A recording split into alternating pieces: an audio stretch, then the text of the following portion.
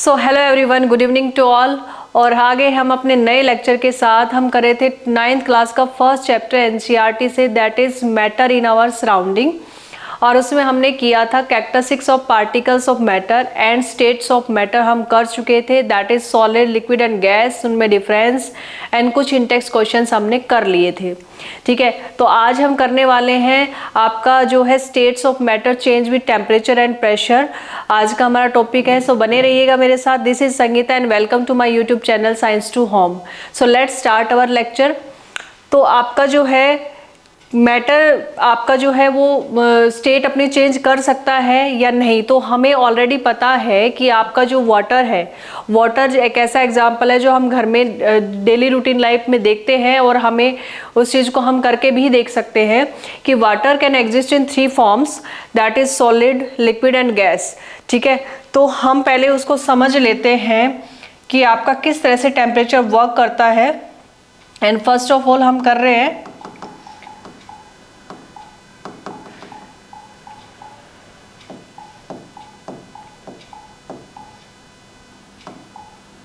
सबसे पहले हम करने वाले हैं change of states of matter with temperature. Temperature के साथ आपका जो है किस तरह से मैटर की स्टेट चेंज हो सकती है वो हम करने वाले हैं। तो पहले हम इसको अच्छे से इस कंसेप्ट को हम समझ लेते हैं। सो ऑलरेडी हमें पता है कि आपका जो वाटर है इट एग्जिस्ट कैसे, किस तरह से एग्जिस्ट करता है। It exist in 3 forms, that is as a solid, example आपका आइस हो गया। ठीक है, लिक्विड, लिक्विड आपका वाटर ही। ठीक है, देन आपका गैस, और गैस में जो आपको पता है वाटर वेपर्स।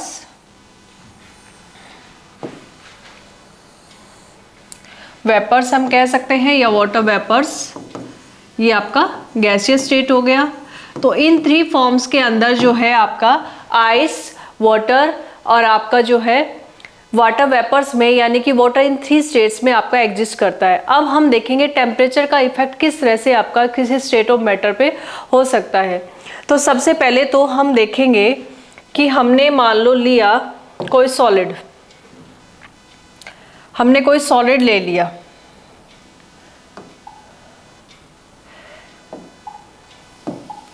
ये हमारे पास कोई सॉलिड है और उसके जो पार्टिकल्स हैं वो बिल्कुल आपके ऑर्डरली अरेंज हैं। ठीक है, उसके जो पार्टिकल्स हैं वो ऑर्डरली अरेंज है।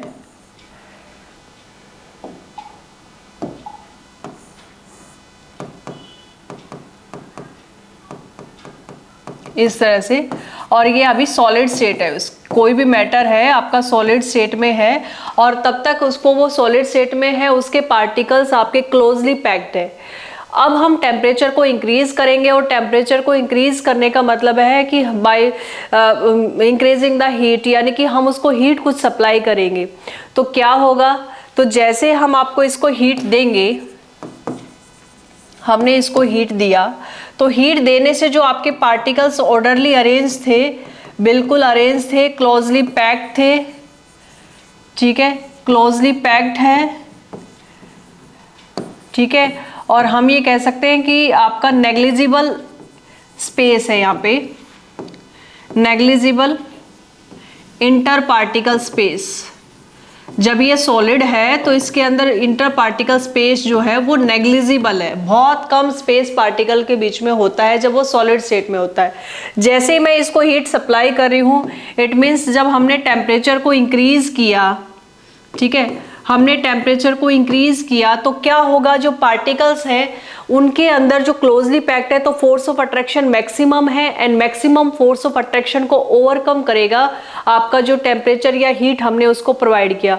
तो this heat is used to overcome the force of attraction of solid state. और जो पार्टिकल है वो धीरे धीरे आपका क्या होगा, अपनी फिक्स पोजीशन से आपका जो है मूव करने लग जाएंगे, और मूव करने के साथ साथ हम ये कहेंगे कि उनकी जो मूवमेंट है वो बढ़ जाएगी, that is kinetic energy of the particle increase. और जब काइनेटिक एनर्जी इंक्रीज हो गई और मूवमेंट ऑफ पार्टिकल बढ़ गया, इट मीन्स वो अपनी सॉलिड स्टेट को धीरे धीरे छोड़ रहा है और किस में कन्वर्ट हो रहा है, आपका लिक्विड स्टेट में। क्योंकि लिक्विड स्टेट में आपका पार्टिकल्स जो है सॉलिड के कंपेयर में लूजली हेल्ड होते हैं, उनके अंदर इंटर पार्टिकल स्पेस जो है वो सॉलिड से ज़्यादा होता है। तो अब जैसे हमने ये हीट दिया, ये पार्टिकल्स के अंदर जो आपका है, अभी यहाँ पे क्या कहेंगे हम, स्ट्रॉन्ग फोर्स ऑफ अट्रैक्शन है, यहाँ पे स्ट्रॉन्ग फोर्स ऑफ अट्रैक्शन यहाँ प्रेजेंट है, ठीक है। तो क्या होगा, आपका ये जाएगा, ये पार्टिकल्स आपके अभी मूव करने लगे, और जैसे ये पार्टिकल मूव कर रहे हैं, अब ये आपका आ गया लिक्विड स्टेट में, ठीक है। तो हम यहाँ कहेंगे कि आपका जो है पार्टिकल्स का मूवमेंट बढ़ गया, यानी कि by increasing the temperature, by increases the temperature movement of particles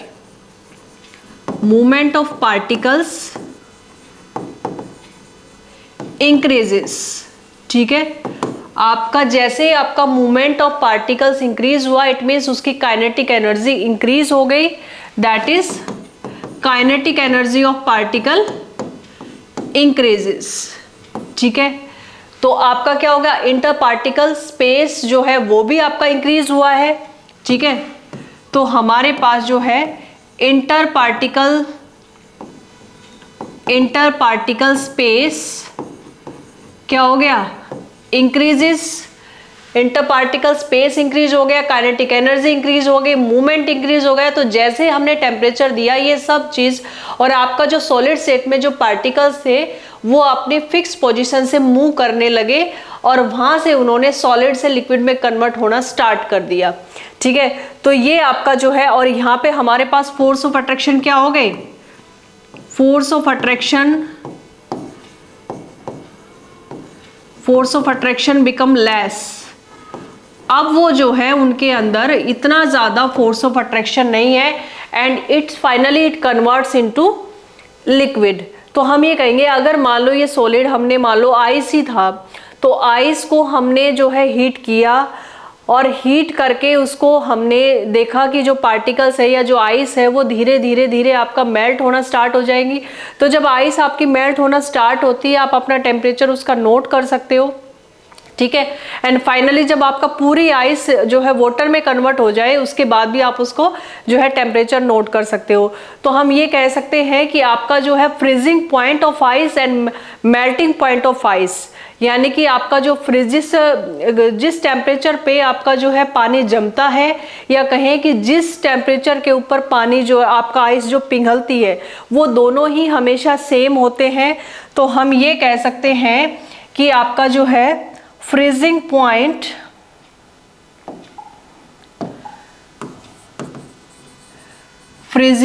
यानी कि आपका जब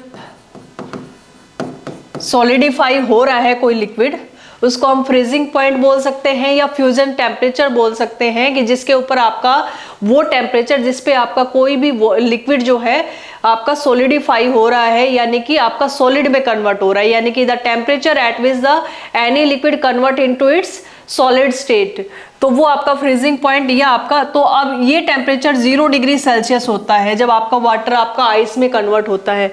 एंड मेल्टिंग पॉइंट जो है, यानी कि आइस जब पिघलती है, ठीक है, तो वो मेल्टिंग पॉइंट भी आपका क्या होता है, 0 डिग्री सेल्सियस होता है।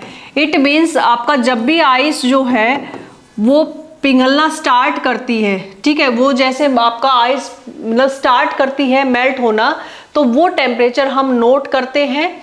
उस टेम्परेचर को हम बोलते हैं कि वो आपका जो है उसका फ्यूजन, आपका जो है उसका मेल्टिंग टेम्परेचर या मेल्टिंग पॉइंट हम बोलते हैं जब आपका आइस पिघलना शुरू कर रही है। उसके बाद हम ये कहते हैं कि वो पूरा किस में कन्वर्ट होगी, आपका लिक्विड के अंदर कन्वर्ट होगी, यानी कि वाटर के अंदर चेंज हो गई।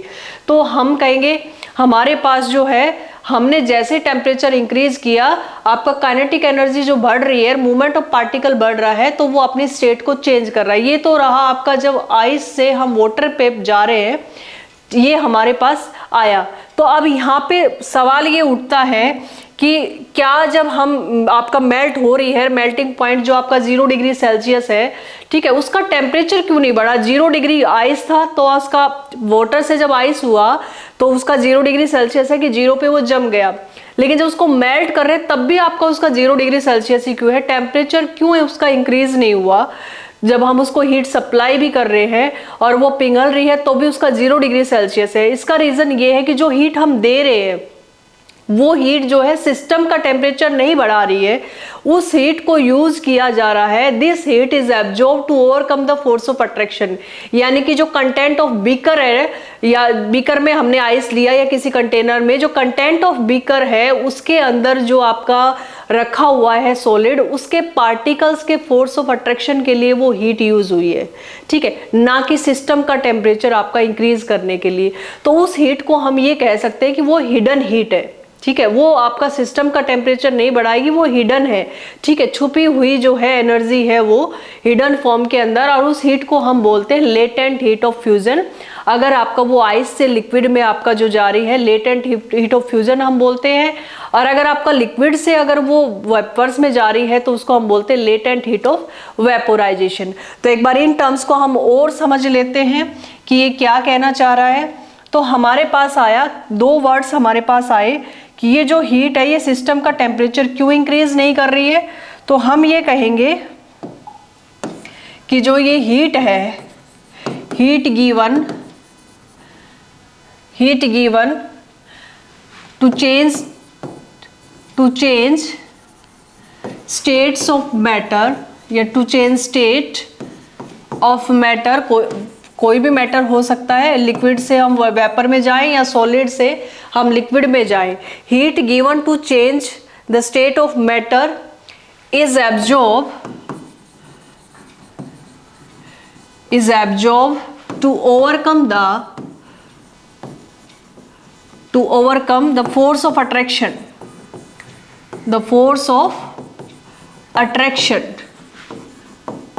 ठीक है, वो फोर्स ऑफ अट्रैक्शन को ओवरकम करने के लिए उस हीट का यूज हुआ है।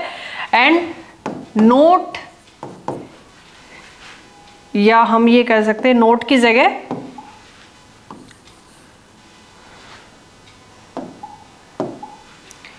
And the temperature of system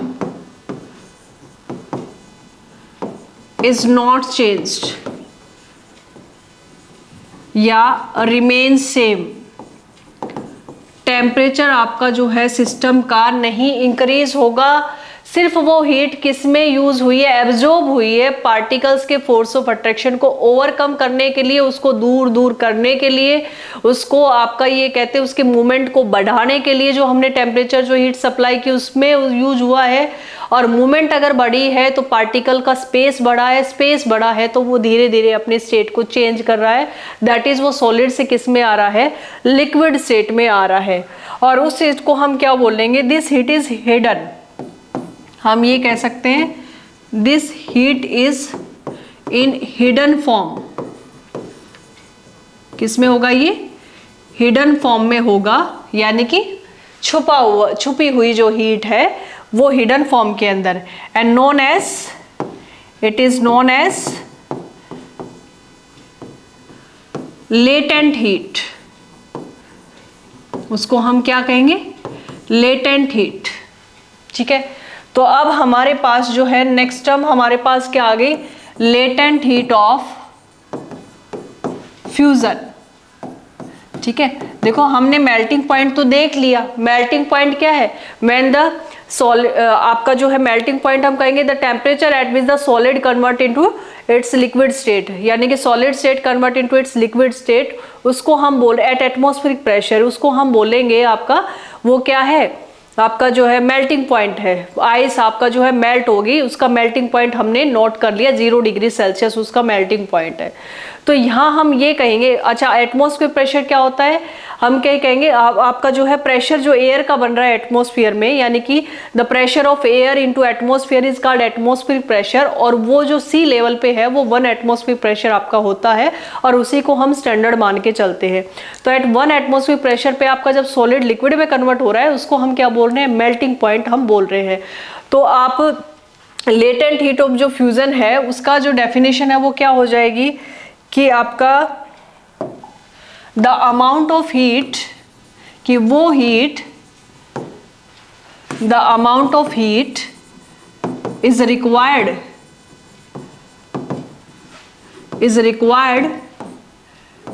to convert 1 kilogram of solid into liquid state at its melting point, ठीक है, at its melting point, ठीक है, यानी कि उसके मेल्टिंग पॉइंट पे किसी भी सॉलिड का लिक्विड में कन्वर्ट होना, 1 किलोग्राम सॉलिड को स्टैंडर्ड मान, 1 किलोग्राम सॉलिड का जब लिक्विड में कन्वर्जन होता है तो उसमें जो हीट की रिक्वायरमेंट है उस हीट को हम क्या बोलेंगे, the latent heat of fusion, ठीक है। अब हमने कर लिया, हमारे पास टेम्परेचर इंक्रीज होने से सॉलिड से लिक्विड में क्या डिफरेंस है। अब सेम यही चीज आपका लिक्विड से वेपर में भी होने वाली है। तो इट मीन्स अब हम कहेंगे कि हमने लिया, ठीक है, अब आपका हमने लिक्विड ले लिया, ये हमारे पास लिक्विड है, एंड देन अगेन हमने क्या किया, इस पे अगेन वही हमने हीट इसको सप्लाई की, इट मीन्स हमने टेम्परेचर को इंक्रीज किया। तो टेम्परेचर इंक्रीज करने से क्या होगा, वही काइनेटिक एनर्जी बढ़ेगी, और हम कहेंगे कि मूवमेंट जो है पार्टिकल का वो फास्ट हो गया, मूवमेंट ऑफ पार्टिकल्स फास्ट, और भी ज्यादा फास्ट हो गया, ठीक है। तो हम कहेंगे जो फोर्स ऑफ अट्रैक्शन जितना आपका है यहाँ पे, उस हीट ने यहाँ पे भी क्या किया, to overcome the force of attraction between the particles of the liquid, यहाँ पे आपका मूवमेंट एकदम से बढ़ गया, पार्टिकल्स के मूवमेंट को उसने जो फोर्स ऑफ अट्रैक्शन को ओवरकम कर लिया, एंड कहेंगे यहाँ फोर्स ऑफ अट्रैक्शन और भी ज्यादा आपका डिक्रीज कहेंगे या नेग्लिजिबल, क्योंकि यहाँ पे इंटर पार्टिकल स्पेस क्या हो गया, और ज्यादा आपका जो है नेग्लिजिबल हम कह सकते हैं,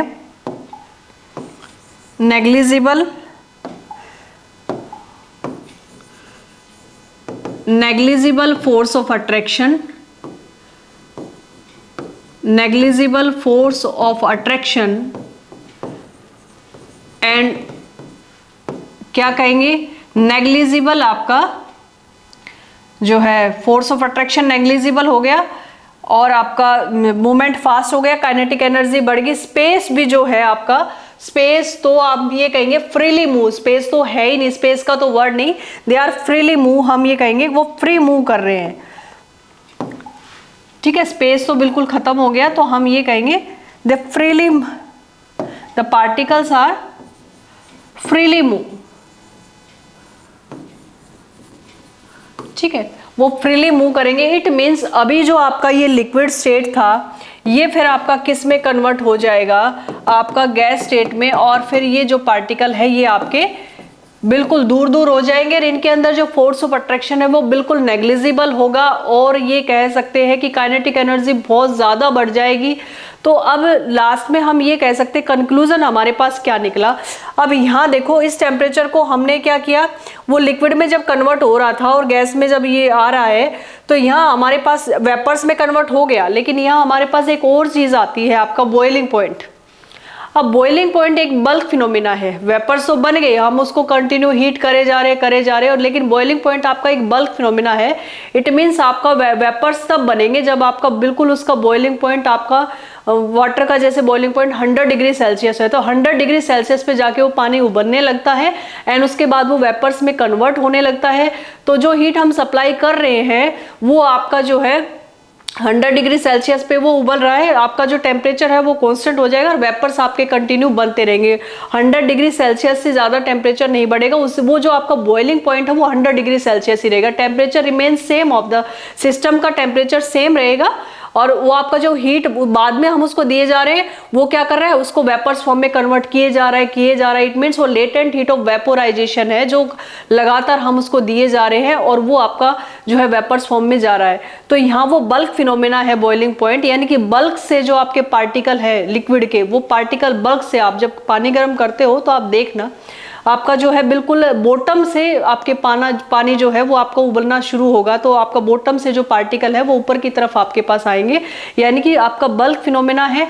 और पानी जब बॉयल शुरू होने लगेगा तो पार्टिकल्स अपनी पोजीशन को, आपका जो है अपनी पोजीशन या मूवमेंट को बढ़ाएंगे एंड बल्क से वो स्टार्ट होंगे और सरफेस की तरफ जाएंगे, वेपर्स बनने के लिए स्टार्ट हो जाएंगे। तो यहाँ हमारे पास आया कि एक तो बॉइलिंग पॉइंट क्या होता है, तो हमारे पास जो वैल्यू आती है 1 एटमॉस्फेरिक प्रेशर की, तो वो क्या हो जाएगा, 1 एटमॉस्फेरिक प्रेशर की वैल्यू होती है, उसको हम पास्कल में मेजर करते हैं, ठीक है, और उसकी वैल्यू होती है 1.01 इंटू 10⁵ पास्कल, और उसको हम लिखते हैं PA, ठीक है।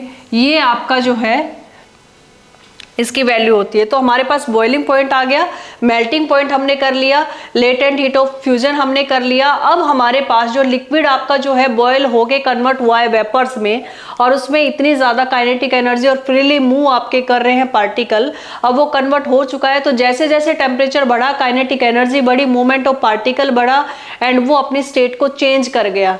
तो यहाँ हम कहेंगे कि हमारे पास एक टर्म और आती है, दैट इज यहाँ पे भी जो हीट है वो हिडन फॉर्म के अंदर है। सिस्टम का टेम्परेचर बॉइलिंग के बाद नहीं बढ़ा है, आपका जो 100 डिग्री सेल्सियस है वो आपका जो है बॉइलिंग पॉइंट है। तो यहाँ हम कहेंगे कि आपका बॉइलिंग पॉइंट क्या है। वाटर का अगर हम एग्जांपल लेते हैं तो वाटर का जो बॉइलिंग पॉइंट है वो कितना है, आपका 100 डिग्री सेल्सियस जो है वो बॉइलिंग पॉइंट है वाटर का, ठीक है। तो इतना टेम्परेचर जाने के बाद इस टेम्परेचर पे पानी आपका बॉयल हो जाता है, इस टेम्परेचर के बाद आगे टेम्परेचर नहीं इंक्रीज होगा, तो सिस्टम का टेम्परेचर रिमेन सेम रहता है एंड देन आप कंटिन्यू उसको हीट दे रहे हो। तो वो हीट आपका क्या काम कर रही है, वेपर्स में उसको बदलने के लिए, सिर्फ फोर्स ऑफ अट्रैक्शन को ओवरकम करने के लिए यूज की जाती है। तो यहाँ हमारे पास जो टर्म आई, नेक्स्ट टर्म है हमारी latent heat of vaporization. Latent heat of vaporization, latent heat of vaporization जो है, इसमें हम कहेंगे ये क्या है, the amount of heat, the amount of heat required to convert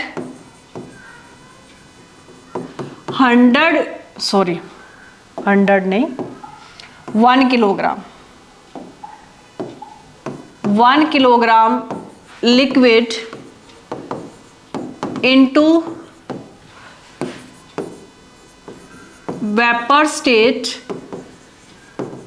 at its boiling point।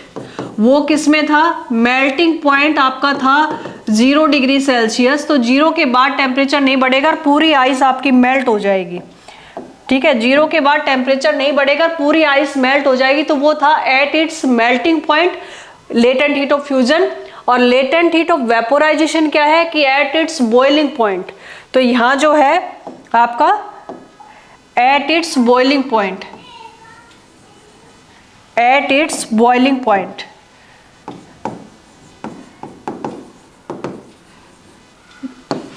उसको हम बोलेंगे वो लेटेंट हीट ऑफ वेपोराइजेशन है। तो हमने आपका जो है melting point, boiling point, latent heat of fusion, latent heat of vaporisation, और आपका सॉलिड से लिक्विड में और लिक्विड से वेपर्स में आपका जो है चेंज स्टेट, अपना जो मैटर है वो आपकी स्टेट चेंज कर रहा है विद इंक्रीज इन टेम्परेचर। यानी कि टेम्परेचर के साथ क्या हो क्या रहा है, क्योंकि आपका जो है पार्टिकल्स का मूवमेंट बढ़ रहा है काइनेटिक एनर्जी के साथ, काइनेटिक एनर्जी बढ़ रही है, मूवमेंट बढ़ रहा है और वो अपनी स्टेट को अपना चेंज कर रहा है, क्योंकि उनके अंदर फोर्स ऑफ अट्रैक्शन जो है, हम जो हीट प्रोवाइड कर रहे हैं फोर्स ऑफ अट्रैक्शन उसको ओवरकम कर रहा है और वो अपनी स्टेट को इजीली चेंज कर रहा है। तो यहाँ पे हम कह सकते हैं कि विद इंक्रीज इन टेम्परेचर। अच्छा, अगर मैं वापस इसको रिवर्स करना चाहूँ तो रिवर्स भी हो सकता है। तो एक बार हम इसको देख लेते हैं कि रिवर्स करेंगे तो क्या कहेंगे। तो हम ये कह सकते हैं कि हमारे पास जो आया फाइनल जो कंक्लूजन हम कह सकते हैं, रिवर्स करेंगे तो क्या होगा कि जैसे मान लो मैंने सॉलिड लिया, तो सॉलिड्स आपका जैसे मैंने इसको किया हीट, यानी कि टेम्परेचर मैंने अगर इसको बढ़ाया, इंक्रीज किया, तो ये किस में जाएगा, लिक्विड में। लेकिन अगर मैं इसको टेम्परेचर को डिक्रीज करूं तो आपका जो लिक्विड किस में आएगा, आपका सॉलिड में। तो हम कह सकते हैं जैसे हमने वाटर लिया, वाटर को अगर हमने पहले कही हमने आइस ली और हमने टेम्परेचर को इंक्रीज किया तो वो लिक्विड में गया, और अगर हमने लिक्विड लिया है और उसको मैं सॉलिडिफाई करूं, यानी कि उसका मैं टेम्परेचर डिक्रीज करूं, उसको फ्रीज करूं, तो वो किस में कन्वर्ट हो जाएगा, आइस में कन्वर्ट हो जाएगा। ऐसे ही आपका आगे अगर मैंने टेम्परेचर को इंक्रीज किया तो ये किस में जाएगा, वेपर्स में या गैस स्टेट में हम कहेंगे, ठीक है। और अगर मैंने इसको डिक्रीज किया, टेम्परेचर को डिक्रीज किया, तो डिक्रीज करने से आपके जो वेपर्स हैं, अगर मान लो मैं उसको वेपर्स को हम कंडेंस करते हैं, ठीक है, तो टेम्परेचर को अगर डिक्रीज करेंगे तो वापस से वो क्या हो जाएगा, आपका लिक्विड फॉर्म के अंदर आ जाता है। तो अगर ये जो आपका सॉलिड से लिक्विड जा रहा है, इसको तो हम कहेंगे मेल्टिंग, ठीक है। जो लिक्विड से वापस सॉलिड में आ रहा है इसको हम फ्यूजन भी कह सकते हैं, ठीक है, फ्यूजन भी कह सकते हैं, मेल्टिंग भी कह सकते हैं। और जो लिक्विड से सॉलिड आपका आ रहा है इसको हम कहेंगे आपका सॉलिडिफिकेशन, ठीक है, या फ्रीज करना, फ्रीजिंग कह सकते हैं, सॉलिडिफिकेशन, ठीक है, ये आपका सॉलिडिफिकेशन हो गया। ऐसे ही आपका लिक्विड से वेपर्स में जा रहा है तो इसको हम कहेंगे आपका ये क्या है, जो है वेपोराइजेशन, ठीक है। और अगर ये वेपर से लिक्विड में आ रहा है तो इसको हम कहेंगे कंडेंसेशन।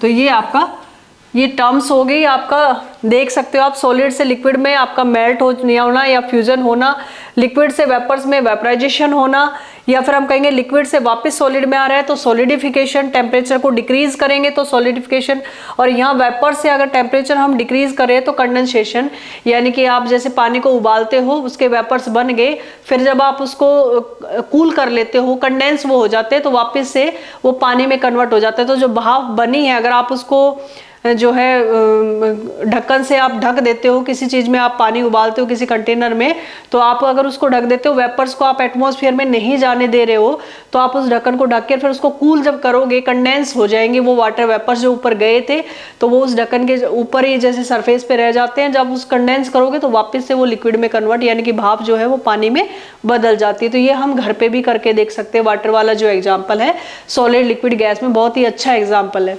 तो ये हमारे पास पूरा टेम्परेचर का इफेक्ट आ गया कि किस तरह से होता है। अब जो है हमारे पास ये सब आने के बाद हम कहेंगे कि एक ऐसा भी एग्जाम्पल हमारे पास है जो ये कह सकते हैं आपका सॉलिड से डायरेक्ट किस में जाता है, गैस में, ठीक है, और उसको हम बोलते हैं सब्लिमेशन, ठीक है। हम एग्जाम्पल लेंगे, ठीक है, पूरे आपका, अब इसको पूरा अभी मैं दिखाती हूँ। और अगर वो गैस से वापस जो है सॉलिड में जाता है तो उसको हम बोलते हैं डिपोजिशन, ठीक है। तो आपका जैसे कैम्फर है, ठीक है, या जो है अमोनियम क्लोराइड है, ये ऐसे सब्सटेंस है जो आपका जो डायरेक्ट, जैसे कपूर की जो गोलियां होती है, नेफ्थलीन जो है, ये आपका जैसे वो सॉलिड में होता है, लेकिन जैसे उसको काफ़ी लंबे टाइम तक हम रखे रहते हैं तो उसको हम देखते हैं कि वो आपके वेपर्स में, यानी कि कन्वर्ट एकदम से गायब हो जाती है, वेपर्स में हो गया, यानी कि उसकी हमें सब स्मेल आती है, लिक्विड स्टेट में चेंज नहीं होती।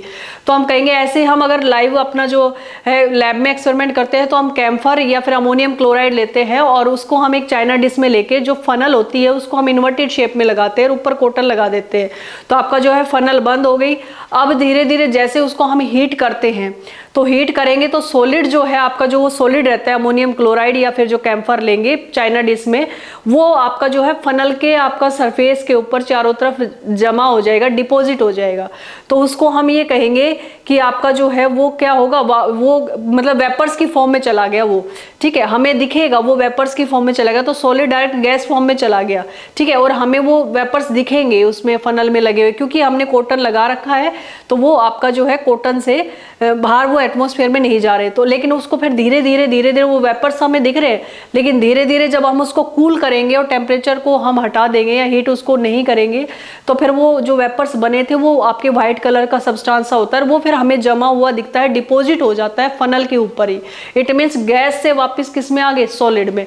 तो ये सिर्फ डायरेक्ट सॉलिड से गैस और गैस से वापस सॉलिड, तो उसको सॉलिड से जो गैस में जा रहा है उसको सब्लिमेशन, एंड वापस सॉलिड से गैस में आ रहा है तो उसको हम बोलेंगे, जो सॉलिड से गैस जा रहा है तो सब्लिमेशन, और गैस आपकी सॉलिड में वापस आ रही है तो डिपोजिशन। ठीक है, ये मैं अभी आपको दिखा देती हूँ। तो एक बार हम अपने पेज पे चलते हैं, वहां मैं आपको सारा भी दिखाती हूँ जो भी हमने पढ़ा। ये देखिए, ये आपका यहाँ से हम स्टेट ऑफ मैटर जो है कर रहे थे, तो ये हमने सभी जो है कर चुके। ये हम सब सॉलिड लिक्विड गैस के अंदर होता है, और ये आपके जो है एक्टिविटीज़ हो गई। ठीक है, कि आप इस तरह से आइस लीजिए और उसमें आप थर्मामीटर लेकर अपना टेम्परेचर नोट करिए। तो 0 डिग्री सेल्सियस पे ये आइस पिघलना स्टार्ट होती है, तो जहाँ पिघलना स्टार्ट होगी, temperature at which the ice starts melts, तो उसको हम बोलेंगे आपका melting point eight atmospheric pressure. तो वहाँ पे आपका मेल्टिंग पॉइंट 0 डिग्री सेल्सियस होगा, तो आपका 0 डिग्री सेल्सियस से पूरी आइस पिघल जाएगी, बट वो 0 ही रहेगा। इट मीन्स वो लेटेंट हीट फ्यूजन जो है वहाँ पे काम करेगा। लेटेंट हीट ऑफ फ्यूजन यानी कि हीट जो है वो हिडन फॉर्म में है। ऐसे आपका बॉइलिंग का भी इसने दिखा रखा है, एक वाटर लीजिए, उसको आप बॉयल कीजिए, तो जब वो बॉयल होना स्टार्ट होगा तब टेम्परेचर नोट करिए, तो वो आपका 100 डिग्री सेल्सियस होगा, एंड देन फिर आपका टेम्परेचर नहीं बढ़ेगा और वेपर्स में कन्वर्ट हो जाएगा धीरे धीरे, तो लेटेंट हीट ऑफ वेपोराइजेशन हमारे पास आ जाएगा। उसके बाद जो है ये कह रहा है, उसके बाद क्या है, ये सब इसने दे रखा है। ठीक है, जो मैंने आपको पढ़ाया है वो सब इसमें गिवन है। एक बार आप पढ़ना चाहो तो पढ़ सकते हो। Starts heating the beaker on a low flame. ठीक है, note the temperature when the ice starts melts. तो मैं सब ये आपको बता चुकी। Note temperature when all the ice converted into water, record your observation. यहाँ कहेंगे आपका जो है इंक्रीज टेम्परेचर, जैसे जैसे इंक्रीज आपका होता है तो क्या होगा, with increase in temperature of solid the kinetic energy आपकी पार्टिकल्स की बढ़ रही है। ठीक है, उसके बाद आपका particle starts vibrating with their greater speed, वो अपनी ग्रेटर स्पीड से वाइब्रेट कर रहे हैं। ठीक है, ये काइनेटिक एनर्जी बढ़ रही है, ये सब मैं करवा चुकी। एंड इट जो हीट हम दे रहे हैं वो आपका ओवरकम कर रही है फोर्स ऑफ अट्रैक्शन को, और with particles leave their fixed position and starts moving more freely. और जो स्टेज आएगी, stage reach then solid melts and it convert into liquid. तो यहाँ पे जो minimum temperature at which the solid to be melts to become a liquid at that atmospheric pressure is called melting point। ये हमारे पास आ गया। तो melting point जो है वो आपका force of attraction को indicate करता है। तो ये हमारे पास आ गया। अच्छा, ये मेरे को अभी सिखाना है आपको। 0 डिग्री सेल्सियस होता है, वो आपका केल्विन में कैसे कन्वर्ट, वो मैं अभी आपको बताती हूँ, एक बार देख लेते हैं। जो आपका है 273 जो टेम्परेचर है 273, ये केल्विन में है। ठीक है, और केल्विन SI यूनिट होती है टेम्परेचर की, SI यूनिट ऑफ टेम्परेचर। ये 0 डिग्री सेल्सियस में अगर हम ले तो 0 डिग्री सेल्सियस आपका मेल्टिंग पॉइंट होता है, और अगर केल्विन में लिखना है तो 273.15। 0 डिग्री सेल्सियस आपका जो है सेल्सियस में, और केल्विन, अभी मैं आपको स्केल बताती हूँ, सारे बताती हूँ। ठीक है, तो ये 273 आइस का मेल्टिंग पॉइंट होता है। तो हम कहेंगे change of solid into liquid state known as the fusion, हम उसको हम कह सकते हैं। When a solid melt its temperature remain the same. तो कह रहा है कि हीट कहाँ गई, तो वो जो है सिस्टम का जो है हीट जो है कह रहे हैं the temperature of the system does not change after the melting point. Melting point के बाद सिस्टम का टेम्परेचर नहीं बढ़ेगा टिल द आइस मेल्ट्स, जब तक आपको। तो ये होता है आपका लेटेंट हीट ऑफ फ्यूजन की वजह से। तो ये हमारे पास पूरा आ गया। ठीक है, तो ये कहेंगे कि ये जो है हीट जो हम सप्लाई कर रहे हैं, ये क्या हो जाएगा, it overcome the force of attraction. ठीक है, और ये आपका जो है at the heat energy is absorb by ice without showing any rise in temperature. It is consider that it gets in hidden form and the ठीक है, into the content of the beaker and is known as the latent heat of fusion. तो यहाँ इसकी definition आ गई, the amount of heat energy that is required to change the 1 kilogram of solid into liquid at atmospheric pressure at its melting point known as the latent heat of fusion. और particles in water 0 degree Celsius पे have more energy as compare to the particles of ice at the same temperature. तो आपको पता है temperature बढ़ा रहे हैं, kinetic energy बढ़ रही है, तो काइनेटिक एनर्जी मतलब एनर्जी ज्यादा है। तो जैसे आपका सॉलिड से लिक्विड में आएगी तो लिक्विड की काइनेटिक एनर्जी जो पार्टिकल की वो ज्यादा रहेगी, और ऐसे ही आपका जो है लिक्विड से जब वेपर्स में जाएगा तो वेपर्स की जो काइनेटिक एनर्जी है या एनर्जी है वो आपका लिक्विड से ज्यादा रहेगी। तो ये हमें पता ही है। आगे आ गया heat energy to water particle starts moving faster and faster. ठीक है, तो ये आपका इनफ एनर्जी ले लेंगे एंड अट्रैक्शन ये सब आप कर चुके थे। Temperature at which the liquid start boiling at atmospheric pressure, उसको हम बोलेंगे boiling point, and boiling point is a bulk phenomena from the bulk of the gain again enough energy to change the vapour state. तो वो वहाँ पे जाके आपका जो है ये हो जाएगा। ये सब हम कर चुके हैं, सब कर चुके हैं हम। अब ये मैंने आपको जो है 100 डिग्री सेल्सियस में, आपका 100 डिग्री सेल्सियस होता है बॉइलिंग पॉइंट, ठीक है, और केल्विन में जो है 273 में अगर हम 100 को कन्वर्ट करते हैं तो 373 जो केल्विन है वो आपका केल्विन में होता है बॉइलिंग पॉइंट। ये मैं अभी आपको बताती हूँ किस तरह से हम कन्वर्ट करते हैं। तो ये सब आ गया, सॉलिड से हीट किया लिक्विड, लिक्विड से हीट किया गैसियस, यहाँ कूल करेंगे, इसको कूल करेंगे तो मैंने आपको बता ही दिया, ये सब कूल करेंगे, टेम्परेचर को डिक्रीज करेंगे तो ये आपका कंडेंस जो है गैसियस स्टेट लिक्विड में आएगा, तो कंडेंसेशन हो जाएगा ये कंडेंसेशन। ठीक है, आगे भी एक डायग्राम आएगा और यहाँ पे हम कहेंगे लिक्विड से वापस सॉलिड में, तो सॉलिडिफिकेशन, सॉलिडिफिकेशन ये सब हम कर चुके हैं। ठीक है, तो चलते हैं आपका नेक्स्ट पेज पे क्या कहना चाह रहा है। तो ये आपका इसका आ गया। अब देखो सब्लिमेशन के लिए भी इसने डायग्राम आपको जो है दिया हुआ है, तो एक एक्टिविटी जो है वो, अच्छा ये आगे ऊपर इसने दे दिया सॉलिड स्टेट से गैसियस स्टेट में and vice versa without changing into liquid state. ये जो है सब्लिमेशन उसने स्टार्ट कर दिया होगा। We have learned that substance around us change state from solid to liquid and from liquid to gas in application, but कोई एक ऐसी स्टेट भी है but there some that change directly from solid to gaseous state। ये आपका आ गया किसका, sublimation का। तो ये डायग्राम आप देख लिए। एक्टिविटी क्या है, टेक सम कैम्फर, ये इसने लिया हुआ है, कैम्फर ले सकते हो या अमोनियम क्लोराइड, ये होता है NH4Cl। ठीक है, और आपका जो है इसको क्रश करके हमने चाइना डिश में डाला और जो फनल है उसको इन्वर्टेड शेप में डाला और यहाँ कॉटन लगा दी। ठीक है, तो आपका जो है बर्नर जैसे हमने लिया तो ये सॉलिड में होता है, तो ये धीरे धीरे जाके यहाँ वेपर्स जो है इस तरह से आपके वेपर्स इसमें आ जाएंगे। लेकिन जब हम इसको हम कूल करेंगे तो वापस से ये आके इस तरह से डिपॉजिट हो जाएंगे, यानी कि जब हम इसको कूल करेंगे तो ये ऐसे जमा हुआ हमें दिखेगा वाइट वाइट कलर का। तो इसको हम कहेंगे ये डायरेक्ट किस में गया, सॉलिड से जब गैस में गया। ठीक है, तो सब्लिमेशन, सब्लिमेशन, और जब आपका गैस से वापस सॉलिड में जाएगा कूल होने पर ही, कूल टेम्परेचर को डिक्रीज करेंगे, यहाँ पे हीट। ठीक है, तो इसको हम कहेंगे आपका जो है डिपोजिशन, डिपोजिशन। तो ये हमारे पास आ गया पूरा जो है सब्लिमेशन का। A change of state directly from solid to gas without changing into liquid state. Liquid state नहीं आती, यहाँ आप ध्यान रखोगे इस बात का। ठीक है, लिक्विड स्टेट जो है वो नहीं आती है यहाँ पे। Without changing into liquid state called the sublimation, and the direct change of gas to solid changing into without changing into liquid state is called deposition. Liquid state यहाँ बनती ही नहीं है, तो सॉलिड से गैस सब्लिमेशन एंड गैस से वापस solid cool करने पर आपका क्या हो जाएगा, डिपोजिशन। तो टेम्परेचर का इफेक्ट हमने देख लिया। अब स्केल और देख लेते हैं आपका कि कौन कौन से टेम्परेचर के ऐसा यूनिट क्या होती है, स्केल क्या होते हैं, तो वो मैं आपको अभी बता देती हूँ। उसके लिए हम अपना पहले उसको समझ के आते हैं।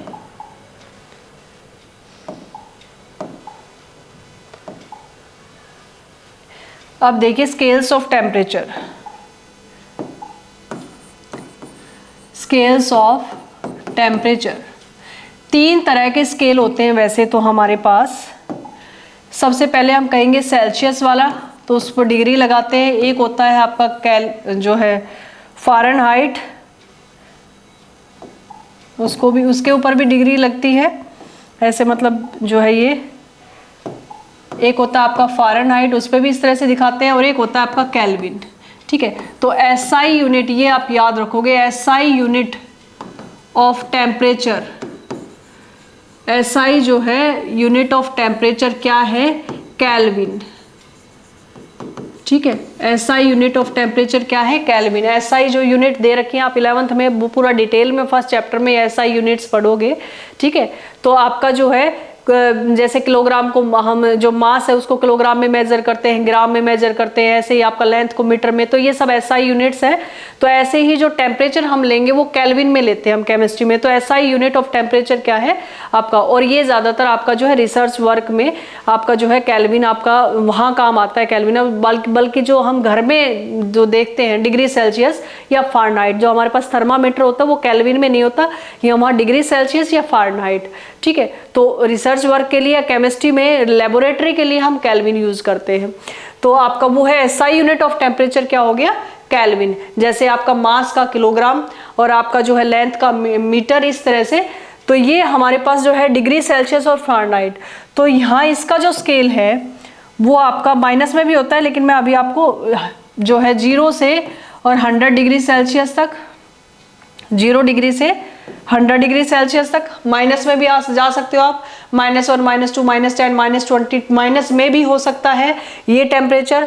ऐसे आपका जो फ़ारेनहाइट है वो आपका जो है 32 फ़ारेनहाइट से स्टार्ट होता है, एंड जो आपका है 212, 100 डिग्री किसके बराबर है आपका, 212 फ़ारेनहाइट, यानी कि 212 फ़ारेनहाइट, और आपका जो 0 डिग्री है वो 32 फ़ारेनहाइट के बराबर है।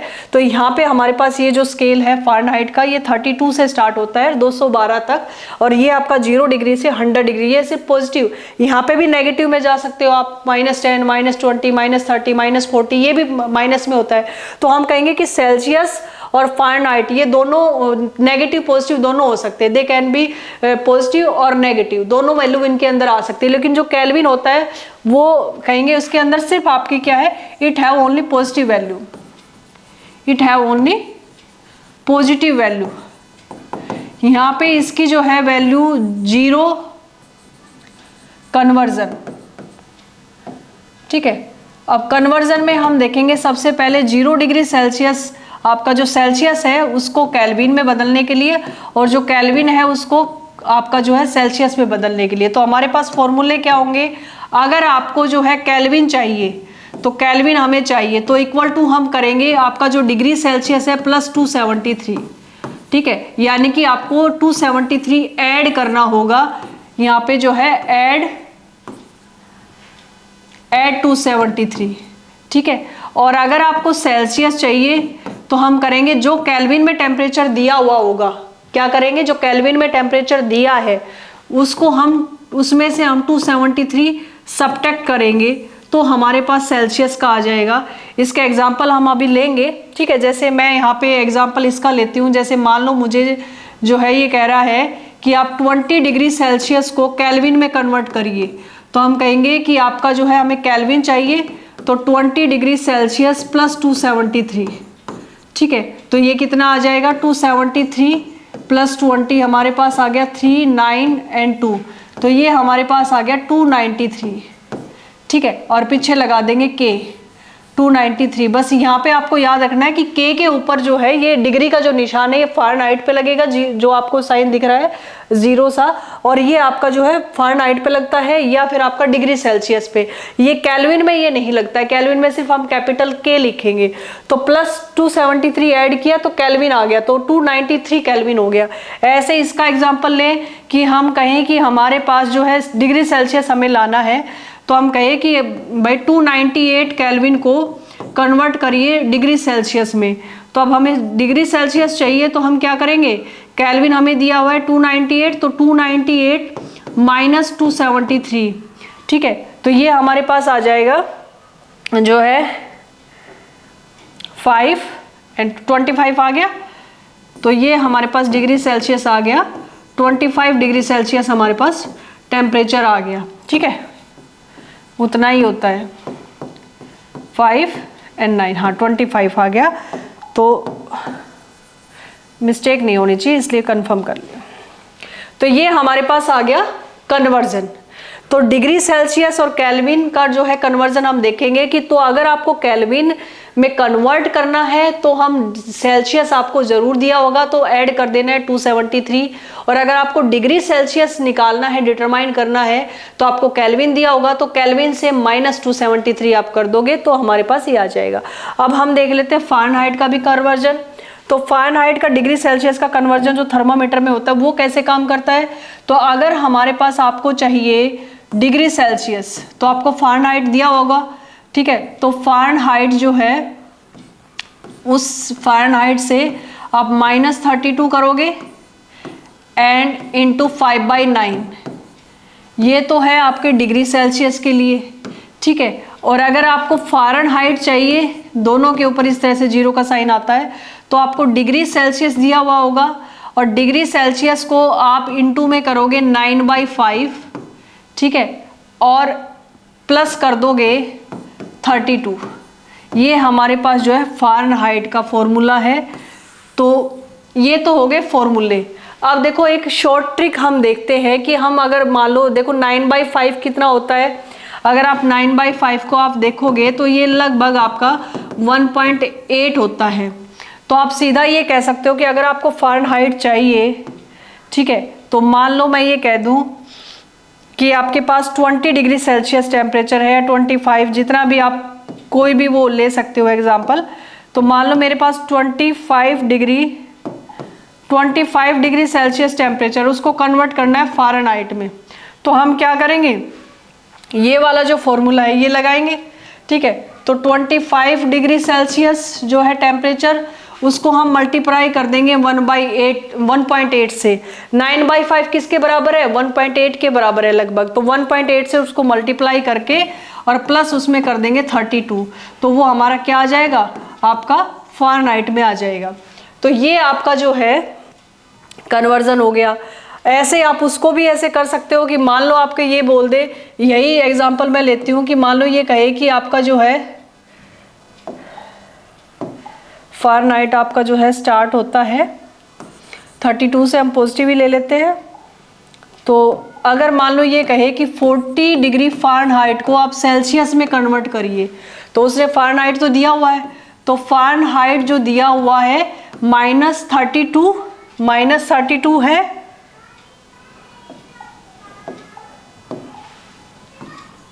-32 है फॉर्मूले में, तो -32 कर देंगे और अपॉन में हम 1.8 कर सकते हैं, क्योंकि आपका ये जो 5/9 है मैंने इनटू में लिया है।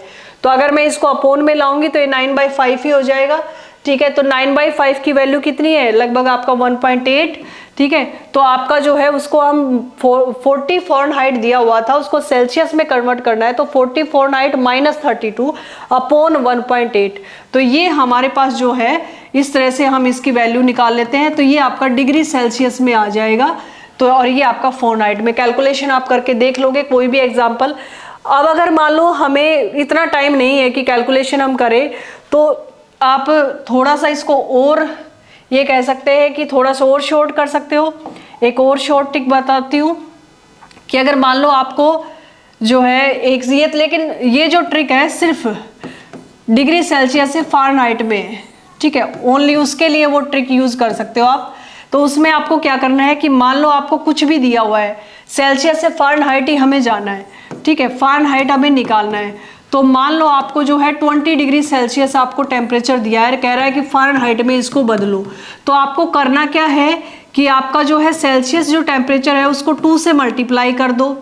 उसके बाद उसका जो है 2 से मल्टीप्लाई करने के बाद जो आएगा, ठीक है, मान लो हमने उसको x मान लिया, ठीक है, उसको मान लो मैंने क्या मान लिया, x मान लिया। जो x आएगा उसमें से उसका 10% लेस कर दो, ठीक है, उसमें से उसका 10% लेस कर दो, ठीक है। और फिर जो आपका 10% लेस करके मान लो x, ये आपका x आया और इसमें से मैंने इसका 10% लेस कर दिया, तो ये आपका y आ गया।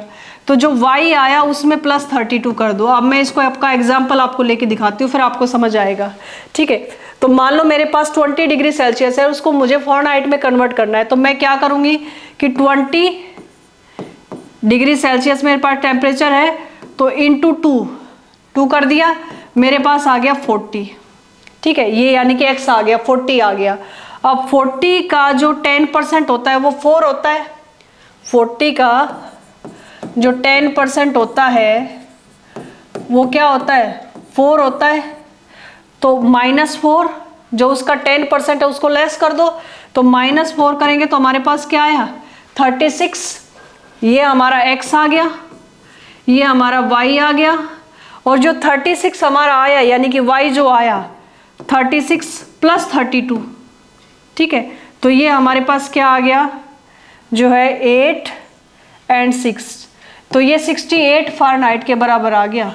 तो हम ये कहेंगे कि आपका जो 20 डिग्री सेल्सियस है वो किसके बराबर है, 20 डिग्री जो सेल्सियस टेम्परेचर है वो आपका किसके बराबर आ गया, 20 डिग्री सेल्सियस बराबर आ गया 68 फ़ारेनहाइट के। ठीक है, तो ये हमारा जो है ये स्केल, ये शॉर्ट ट्रिक आप सिर्फ सेल्सियस से फ़ारेनहाइट में जाने के लिए कर सकते हो कि अगर आपको कोई भी सेल्सियस में दिया है उसको 2 से मल्टीप्लाई करो, एग्जैक्ट वैल्यू आती है 2 से मल्टीप्लाई करो, एंड देन उसका 10% जो है उसका 10% उसको आप माइनस कर दो, एंड प्लस फिर उसमें 32 जोड़ दो, तो फिर एग्जैक्ट वैल्यू आती है। एक चीज़ और इसमें याद रखनी है, ठीक है, आप इसको ये देख लेना, आप जो है वीडियो को थोड़ा स्लो करके देख सकते हो, या जो है रोक स्टॉप करके आप इसको देख सकते हो। ठीक है, अभी आप देखो इसमें एक चीज और मैं बताती हूँ आपको। अगर मान लो कहाँ थे हम, हाँ ये आपका आ गया। अगर मान लो हमारे पास फ़ारेनहाइट से डिग्री सेल्सियस से फ़ारेनहाइट हमने देख लिया, अब मान लो ये एग्जैक्ट वैल्यू आती है। अब ये देखो कौन दोनों जो डिग्री सेल्सियस और फ़ारेनहाइट है कब ये इक्वल होते हैं। एक तो हमें जो सबसे अच्छी वैल्यू जो है हमें याद होनी चाहिए वो मैं बता देती हूँ। जो हमारा बॉडी टेम्परेचर है वो 37 डिग्री सेल्सियस होता है थर्मामीटर में। ठीक है, थर्मोमीटर में क्या होता है आपका 37 डिग्री सेल्सियस होता है बॉडी टेम्परेचर। कम से कम हमें इसकी वैल्यू तो पता ही होनी चाहिए। और ये फ़ारेनहाइट में किसके बराबर होता है 98.6 फ़ारेनहाइट। ठीक है, ये जो है ये दोनों वैल्यू आपकी बराबर है। अब ये दोनों जो स्केल हैं, ये जो दोनों स्केल्स हैं degree Celsius and Fahrenheit Celsius, ये -40 degree Celsius and -40 degree Fahrenheit, इन दोनों की वैल्यू हमेशा इक्वल आती है। ठीक है, ये दोनों इक्वल है, तो -40 degree Celsius equal to -40 degree Fahrenheit, यानी कि माइनस में भी तो वैल्यू होती है, तो -40 degree Celsius equal to -40 degree Fahrenheit. एक आप ये याद कर लोगे 37 डिग्री सेल्सियस बॉडी टेम्परेचर होता है, उसको हम जब थर्मामीटर में आप फीवर देखते हो तो 98.6 जो आपके अभी जो वो मरकरी वाले जो थर्मामीटर उसमें जो है 98.6 फ़ारेनहाइट आपका बॉडी टेम्परेचर होता है। तो ये आपकी स्केल्स की बात हो गई। ठीक है, उसमें आप जो है एक शॉर्ट ट्रिक मैंने आपको बता दी। अच्छा, और फॉर्मूले आपको बता दिए। अब और इसमें देख लेते एक बार क्या रह गया।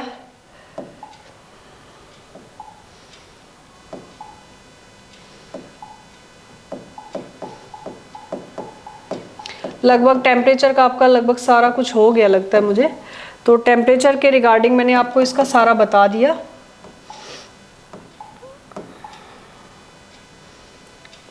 टेम्परेचर के रिगार्डिंग तो सारा आपका हो गया। ठीक है,